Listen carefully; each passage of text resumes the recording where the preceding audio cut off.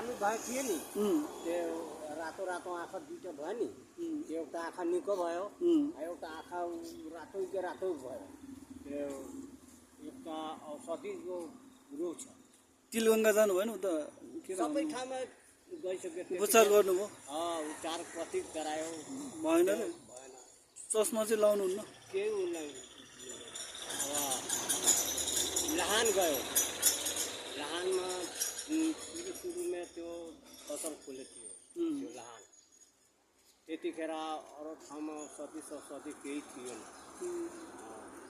अब हामीहरूको बाबुआमा कम कमाउने मान्छे कति दिनभरिमा 10 रुपियाँ कमायो भने अनि 3-4 दिनको खानेलाई पुग्छ कति वर्ष भयो आँखा यस्तो हाम्रो त धेरै वर्ष तपाईँको 50 वर्षसम्म भयो